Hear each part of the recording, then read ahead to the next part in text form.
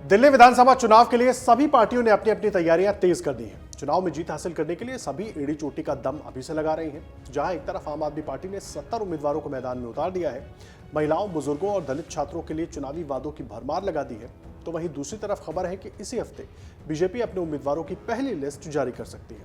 कांग्रेस ने अभी तक पहली लिस्ट जारी कर 21 उम्मीदवारों को टिकट दिया है।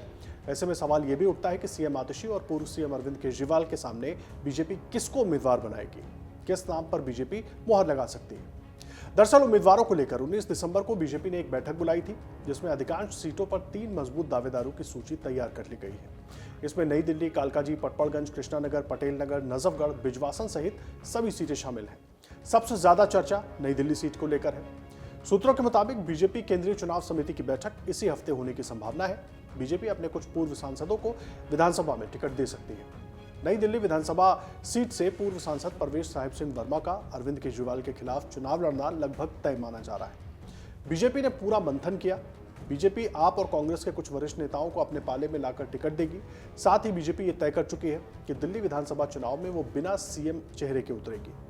दिल्ली विधानसभा चुनाव की तारीखों का ऐलान जनवरी के पहले हफ्ते में हो सकता है। बीजेपी उससे पहले अपने उम्मीदवारों के नामों का ऐलान करेगी। पार्टी ने हर विधानसभा सीट का सर्वे पूरा कर लिया है। हर विधानसभा सीट से 3 संभावित उम्मीदवारों के नामों का पैनल तैयार किया गया है।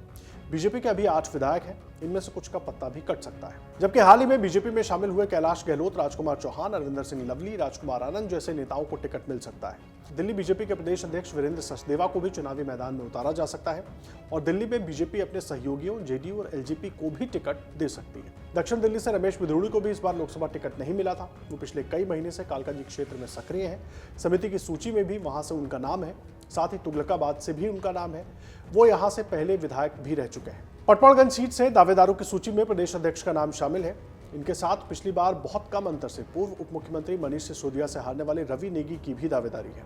पूर्व केंद्रीय मंत्री डॉक्टर हर्षवर्धन की कृष्णानगर से दावेदारी है। चांदनी चौक का सांसद बनने से पहले इसी क्षेत्र का प्रतिनिधित्व वो करते थे। उनके बाद से बीजेपी ये सीट नहीं जीत सकी। यहां से डॉक्टर अनिल गोयल भी दावेदार हैं। राष्ट्रीय महामंत्री दुष्यंत गौतम इस बार दिल्ली के महासमर में उतर सकते हैं। करोल बाग से दावेदारों में उनका भी नाम शामिल है।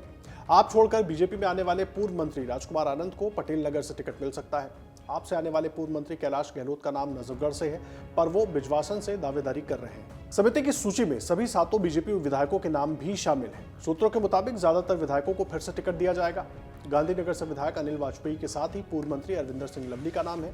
विश्वासनगर से विधायक ओपी शर्मा के साथ प्रदेश महामंत्री विष्णु मित्तल और करावल नगर से विधायक मोहन सिंह बिष्ट के साथ प्रदेश उपाध्यक्ष कपिल मिश्रा की भी दावेदारी है। बिना सीएम चेहरे के पीछे लड़ने का फैसला बीजेपी की सोची समझी रणनीति का हिस्सा है। हालांकि 2020 के चुनाव में भी पार्टी मुख्यमंत्री फेस प्रोजेक्ट किए बगैर ही चुनाव में उतरी थी और करारी हार झेली थी।